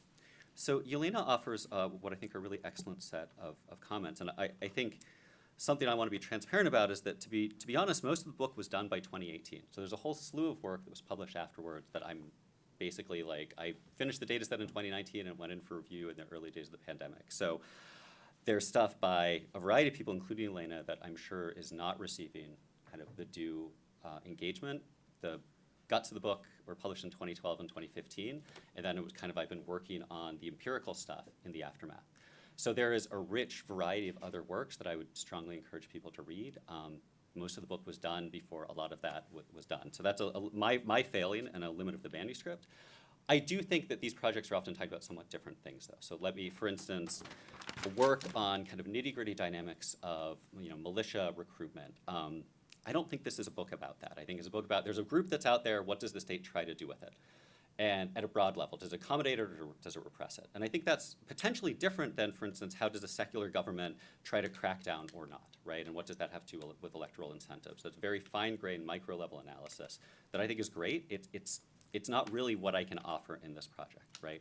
I think there's some more specific critiques that I take very, very well here from Yelena. I think the gray zone, and this is something that comes up in Megan's work, can be mushy, and I think it raises or begs the question of why armed groups don't really, sometimes they maneuver and they try to reshape their framing. Other times they double down. So let's use the 1971 example. I don't know the answer to that. I offer some thoughts in chapter 2 of the book about why you might get either. But I'm not sure anybody, I don't know if we have a great theory of armed group ideological positioning across all space and time. So let's talk about 1971, which is an example Yelena brings up that I think suggests both strengths of my argument and also some real limits, right? So it's true that Ayub Khan is not your classic Islamist. But in his diaries and elsewhere, he talks at great length about how much he despises Bengali secessionism. He doesn't like the mullahs, but he really hates Bengali secessionism, right? And this is true of the West Pakistani elite in general. So that raises, so I think actually like the links between the Pakistani military and Islamist militias, like they don't have to love each other to like each other much more than they like the prospect of Bengali separatism. That said, why don't Bengali separatists moderate their war aims?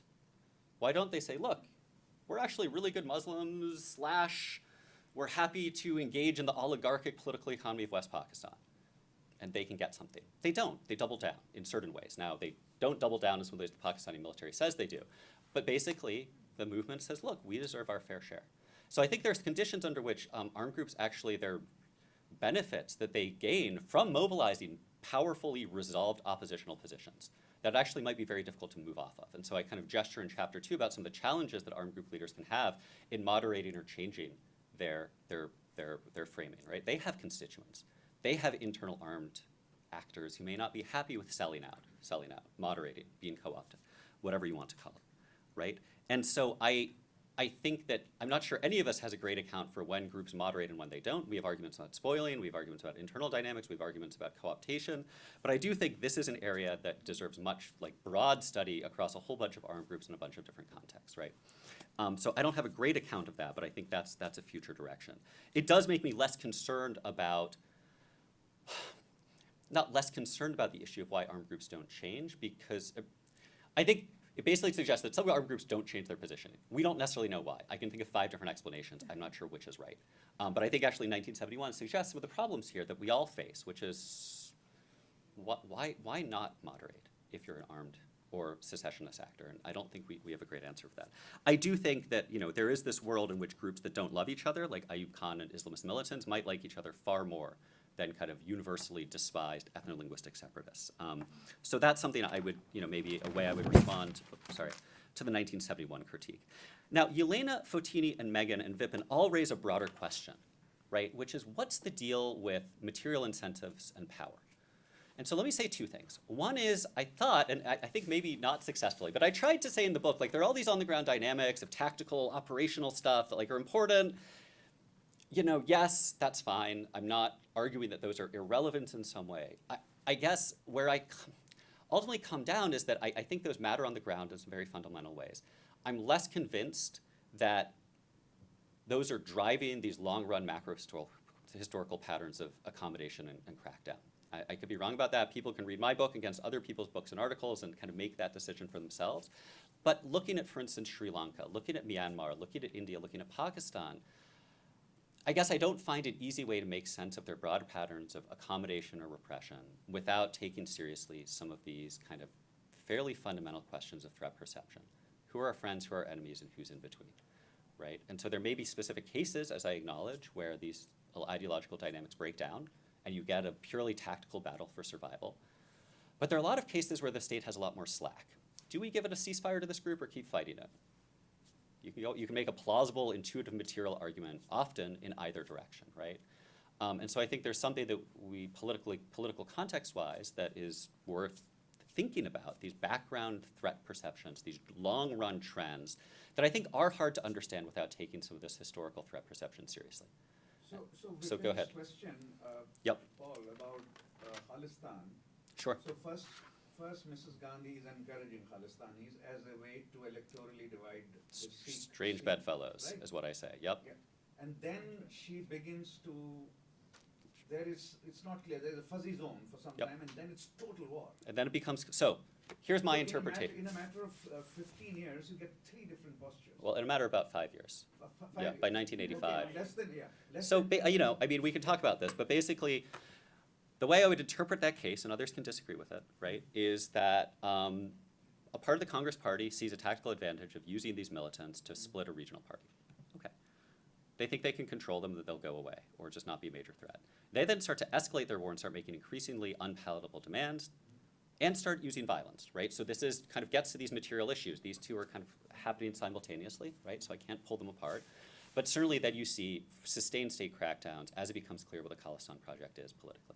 It's not just an internecine war between different Sikh sects, right? It's not just like a little sideline thing that you're going to manipulate for your own advantage, but it emerges into a much deeper challenge. So Okay. the shift is because it's.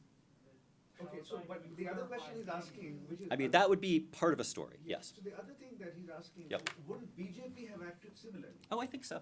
Yeah, I actually don't think the issue is BJP. secession there. Yeah, I don't. So here's what I would say. The issue is secession there. The issue is not what kind of secession. I think The issue is simply secession. Huh? So 2 things. Secession in general, Indian governments aren't into, full stop. Yeah. Second, where there is more space for accommodation is determined in part by kind of the issues in the Constitution where there's more space to do business, tribe and language. Right. Primarily, that's why the Northeast looks the way it does. Okay. Okay? So yeah, the BJP and Congress, I don't know, like BJP and Congress both care a heck of a lot about Kashmir for somewhat different reasons, but neither of them are, you know, it's mostly crackdowns and paramilitary stuff, right? It's not, I mean, there's some ceasefires, but nothing remotely even comparable in any way to what you see in the Northeast. So I think actually the BJP and Congress, in terms of certain aspects of counterinsurgency and internal security, there aren't big changes. Amit Shah loves cutting ceasefires in the Northeast. Right? He loves it. Okay, I've spoken for 10 minutes. Let me say a couple more quick things. Okay, Megan has a bunch of great points as well. Yes, probably the type of armed group matters a lot. I agree with you. Rival explanations, there are a bunch. I don't think the Boone story travels in the cases I'm familiar with, but I love her book. I think the Lucena story is sometimes right. I think it requires pretty powerful armed groups. I think this is, so I slide this tactical overlap in cases like the MQM in Karachi, where it could be a really useful part of a coalition. It's like, we can do business, right? And so coalitionally, yes, I think absolutely sometimes this can be the case. Other groups are completely irrelevant to meaningful coalition building. And so sometimes this matters, sometimes it doesn't. International context, happy to talk more about this in Q&A. I've got a new project that's going to be more about international context. And then I think I, whether correctly or not, dealt with like some of the capabilities, Khalistan stuff that Vipin was bringing up, but also I'm out of time, and BJP questions, so I don't want to keep rambling. But Q&A now, what do you want to do? Yeah, let's see what are there any questions? Yeah, I expect you to. Yeah. Go ahead. Sure. Thank you very much. This is really exciting and terrific. As the most outsider in the room, I'm having trouble following a little bit of the empirics here about the variations at the subnational level. And so I actually have a question about that will hopefully be just down to the baseline, and then a second question that might be unfair. The first is that, can you give us examples, very basic examples for those of us who might not know the actors that you were talking about, of a group, for instance, like this one you're speaking about in the northern Burma, where it's truly puzzling why something as simple as deterrence or a status quo would not explain it, right? So if I've got 20,000 armed actors, it might make sense to me in the centralized government to say, well, it's not really worth it to me at the moment to carry out a repressive action here, right? What other examples do we have that show us very clearly that, like, I am not deterred from repression here, but in fact, I have chosen to engage in racism anyway, right? And not chosen to crack down that. The second question is about a context that I am more familiar with. This is just an international relations scholar, to say, what can you tell us about what is not your DB, but what effect this has on the stability of the international system, or stability of relations across borders in South Asia?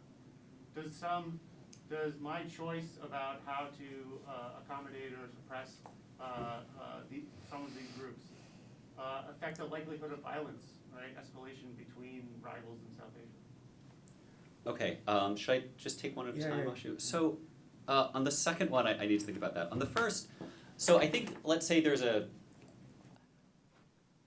I think it's interesting that your starting point was this, is like, well, why would you crack down on a big, strong armed group, right? Because you could imagine an intuitive response that goes in exactly the opposite way, which is, I don't know, the American Confederacy just seceded, they're big and strong. Maybe we should just kind of leave them alone for a while, we're deterred, right? I think there is an intuitive, in at least some of the state building literature, that like, no, these are the most pressing threats of groups we need to destroy because they pose the biggest problem for the regime, right? So I guess it kind of depends on your starting points here. I think if the Myanmar military had decided that it wanted to go to war against this group, it plausibly could have. It would have been costly and bloody. It would have been a hassle, but that's been true of most Myanmar counterinsurgency since 1948.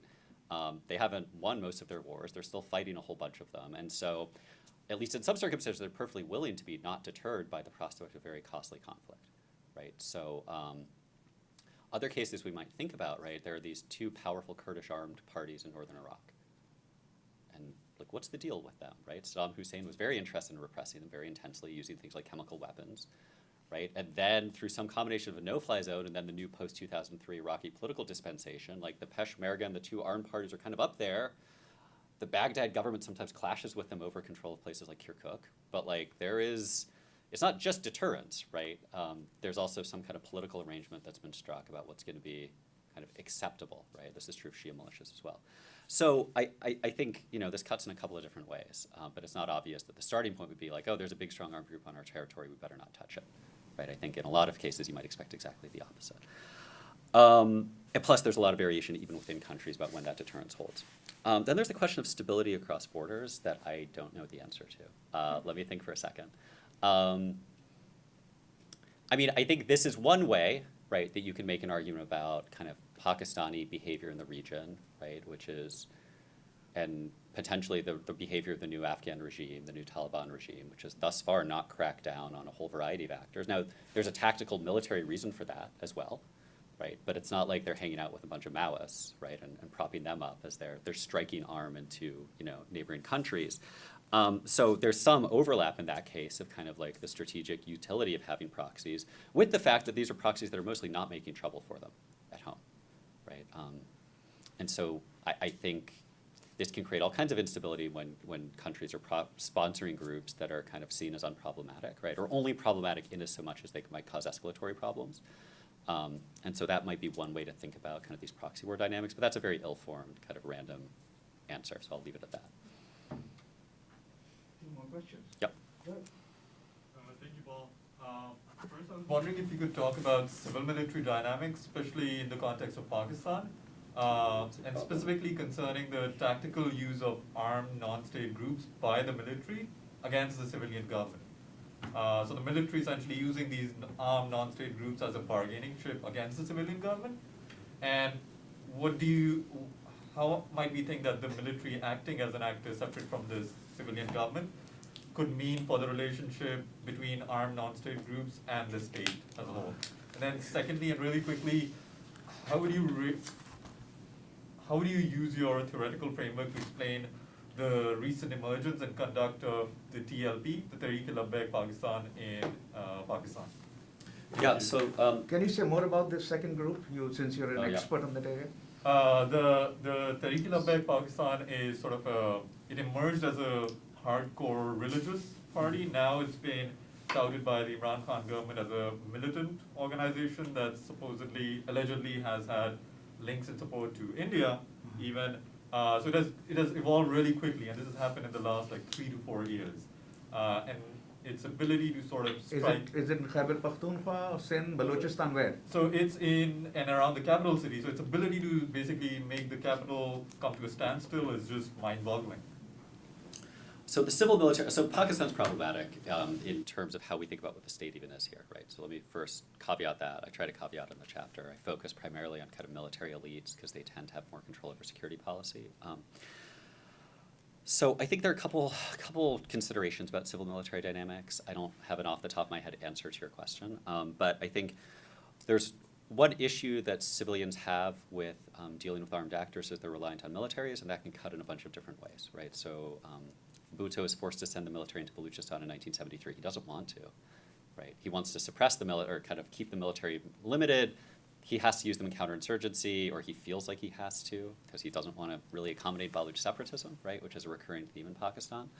And so that gives the military a renewed kind of lease on life, right, more resources, more autonomy, right? So sometimes civilians are forced, they lose power because they decide the military is needed against armed groups. I think there are these cases where militaries use armed groups as either against civilians or as kind of tools that civilians might ask them to do something with. Right, and that I'm not exactly sure what to say about that at this point, right? I guess you could imagine a world in which we think of the military as the state, right? And one of its goals is to get rid of our civilians or to hassle them, and so it looks around for proxies it can use against them. Okay, so that might be one way of thinking about it. That's related to this question of the TLP, which is mobilizing a set of kind of idioms and claims that can be wrapped in the Pakistani flag, right? I mean, this is the whole thing about this whole process is a lot of these groups, some of the most difficult ones for states to deal with in terms of repression are those that are kind of claiming to be more authentic than the state itself. They're mobilizing the same kind of symbols, right? So this is the problem of vigilantism in places like India or Indonesia or even the US, where it's like, it's not that they're opposing the system from without in certain senses. They're saying, no, to truly do, I don't know, punish blasphemers the way we should, right? Or to truly uphold our cultural ethos or whatever, we need to go farther than the state is willing to go because the state is soft and weak. Right? And so it's a different kind of ideological challenge and one that's much harder to just crack down on in certain ways because it's kind of wrapping itself in some of the same language and symbols and narratives. I think this goes back to the American case of, there's this great book about the FBI in the 1960s by David Cunningham called There's Something Happening Here, reference the Buffalo Springfield song. It argues the FBI has no idea what in God's name to do with the New Left and the Black Panthers. It doesn't understand that they're fundamentally alien. The KKK it doesn't like, but it kind of gets it. Right, as you see these very much more fine-grained understanding of the KKK because they're kind of they're within something approximating what the FBI can understand, whereas these outside radically anti-systemic forces are just what are you people, right? Like yippies and Abby Hoffman and these straight-laced FBI agents are totally baffled. So that's anti-extra systemic, and in a sense it's easier just to say these are outsiders who need to be repressed. Whereas people who are at least nominally insiders, right, that's a very different kind of political challenge. Would you have something to say on Trump's relationship with the right wing? Yeah, I mean, it's a. How do you? So what is I the would think. implication of your argument for that? Well, it's not good. It's that there's a lot of wink, wink, nod, nod because a lot of these folks are explicitly pro-Trump, and argue that they're real, authentic Americans, right? Unlike all these kind of lefty, woke, anti-American whatevers, right? So it doesn't surprise me that things like January 6th happen, or that you've seen upsurges in threats against election officials with. It's not strange bedfellows, it's a willing bedfellow. Yeah, well, these are, right, that's the problem. I don't want to overstate it, right, but it's a serious problem, I think, that you get a movement, kind of this Trump movement that talks in a language of force and violence and authenticity, right? It's kind of an almost ethno-nationalist movement, right? Does it automatically gravitate towards a Confederate position and say, without saying so, and say, I don't know. And make the case that that is true Americanism? Like Confederacy as in the Confederate so States? Anti-black, anti... Oh, slavery cannot be the issue anymore, but race Right. will be, right? Race. So, yeah, something about, obviously race, right, and foreignness and indigeneity in that sense of us Americans have been here for a lot of generations, as opposed to immigrants, people, who didn't come over a long time ago. These hyphenated new Americans are not as truly American as we are, right? I don't want to go too far with the Confederate example because I just reread Richard Bensel's book Yankee Leviathan. And the Confederacy is a whole different kettle of fish in certain ways, but certainly questions about race, belonging, hierarchy, right? What are the boundaries of the polity and what are the hierarchies within it, right? Is a question that's in this book. I think is very relevant to the Trump phenomenon. Who are we? And among us who are first-class citizens and who are kind of people who better keep their mouth shut because they're actually really guests here, right? That's how I interpret a lot of what Trump is in this. But that also may be totally wrong. But there's a sense in which Trump's affection for American South is very evident. Yes, but I don't think it's reducible to the South. I think it's a broader set, like, you know, my uncle in Nevada, Yeah. He's a Trump supporter. child of immigrants from Italy, lives in rural Western Nevada, right? It's not like the South qua the South, but it's kind of like toughness, resolve, Americanness, right? So, yeah. So there's overlap for sure, but I wouldn't reduce it to the South. Connor, you have a question? Yes. Yeah, Connor, and then let's do 2 questions now, yeah? Connor. Yeah, thank you again, Paul, for this great presentation. I guess my question is, how do arms kind of render themselves legible to the state in terms of signaling this ideological component that's important, right? And Yeah. I'm just wondering, does the type of violence that armed groups engage in, and again, I don't want to hammer you over the head with sort of the micro dynamics picture, but just thinking through, especially in the context of, say, vigilante politics and vigilante violence, does the type of violence vis-a-vis, say, civilians matter in this picture? In your mind? Probably it does. It's not part of my story, but I think probably it does. You know, very dramatic forms of targeting of civilians probably signal something different. I don't think it's quite that simple because I think there are ways of targeting that then kind of can be justified, perhaps, in a way that might seem more or less palatable, but I think in general there's probably some correlation or some relationship between more aggressive targeting and the signaling of more aggressive war aims. So, yes, probably. That probably doesn't get you enough, you know, in general to get there. I mean, I will, okay, so let me walk that back just a little bit. So there are cases in which state forces are targeted pretty aggressively, but still seen as like kind of manageable actors. So the Naga groups are blowing up trains in the late 1960s and like really going after Indian security forces, and they're getting Chinese aid. And yet it's like, yeah, we can figure out a way to deal with these people, right? Those don't automatically trigger like, you know, mass mobilization and crackdowns, but sure, I think there's probably a broad relationship between those two things. Yeah, my question was largely on Dr. Nairn's point, which kind of brought up this notion of like the Congress being different from the BJP when thinking about how the state Yep. behaves with non-state actors. I'd love to kind of hear about if you think there are any relevant differences between the two. I mean, one could imagine that, for instance, in the Northeast, maybe there's like different willingness to incorporate other ethnic identities into the Indian state. Yeah. And different willingnesses to engage with organizations like the Yuva Bahini and UP, which has been a different kind of non-state actor. So I think absolutely on the second part. I think kind of what we might think of as Hindu-Muslim relations and kind of mainland India absolutely are affected by the rise of the BJP. That's not the primary focus of the book for various reasons, but I think that if I'm looking for a prediction of a change, it would be that. I think the Congress and the BJP in certain ways, right, are quite similar when it comes to some of these counterinsurgency conflicts, actually. I think part of this is the Northeast is just seen as a peripheral place apart that kind of isn't plugging into these kind of core cleavages, and the BJP has actually been very flexible in the Northeast. They're like, yeah, sure, you want to do business with all, like, we can do that. So in that sense, there's been enormous continuity, I would say, in policy in the Northeast over decades now. And violence just keeps going down, more and more ceasefires emerge in ways that are very different than, so in Kashmir, both the Congress and BJP want Kashmir, right? It's central for somewhat different reasons in somewhat different ways. You know, there's been an escalated crackdown since 2019, but that, you know, Is that I mean, the cyclical variation, or is that sort of I think it's more cyclical. I mean, there's some political stuff, but you know, Congress in 1990s Kashmir was pretty bad?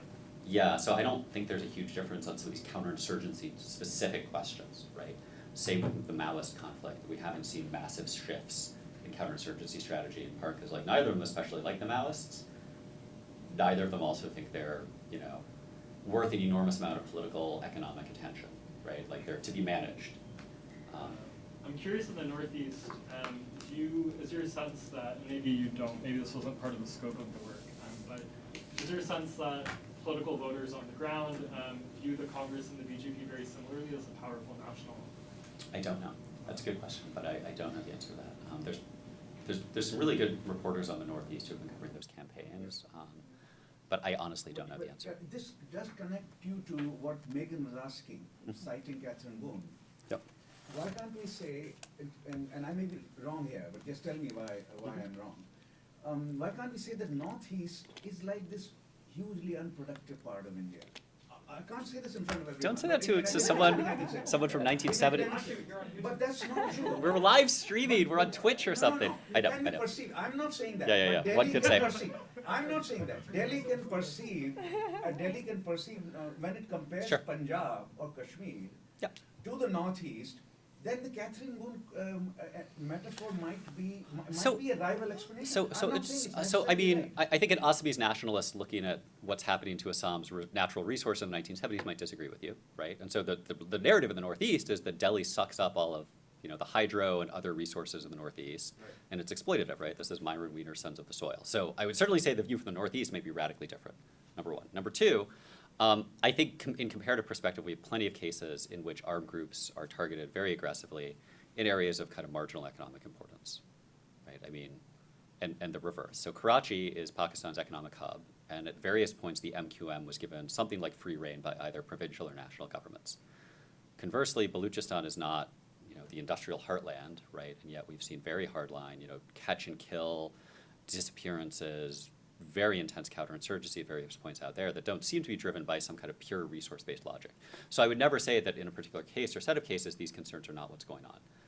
But I would be uncomfortable kind of saying that this is now our master variable instead. Yeah. Any other thoughts? And just briefly, it seems that like the northwest of Pakistan and Kashmir is similarly kind of like thorns into the ethnic makeup of either country, respectively. Not ethnic, religious makeup of each country. The northwest of Pakistan. Or like Which the- is the frontier province, the the Khyber frontier Pakhtunkhwa. provinces. No, but what is the similarity to Kashmir in terms of religious Well, my challenges? understanding vaguely from Ashu's course is that there's historically been a separatist. Oh, from yeah, there's been the- from the Pashtun northwest separatism. frontier province. Never accepted Durand line. Yeah, though, so kind of Pashtun separatism definitely, or I mean- Pashtun nationalism, let me be more specific, because separatism is a different thing, yeah, certainly exists. And the Pakistani state is not especially like the PTM movement that's emerged in Pashtun areas either, right? So, I mean, there has been historically a political current in the frontier province, Khyber Pakhtunkhwa, which wanted union with the Pashtuns of Afghanistan. yeah. I mean, it goes back a very long time. And just, the up and down, but that has been, that is one of the reasons. I mean, this is something Fortini knows much more than I do, because she spent so much time in Afghanistan. But from the literature, it seems the two Pashto sides of the Durand line have often had the desire to Yeah, unite. right, which has not been something that central elites have been very interested in. Right. Well, it's time to thank. I'll tell you what absolutely stood out for me. I was sharing. I was not the commentator. The idea that India feels threatened by religious militancy and not by linguistic militancy.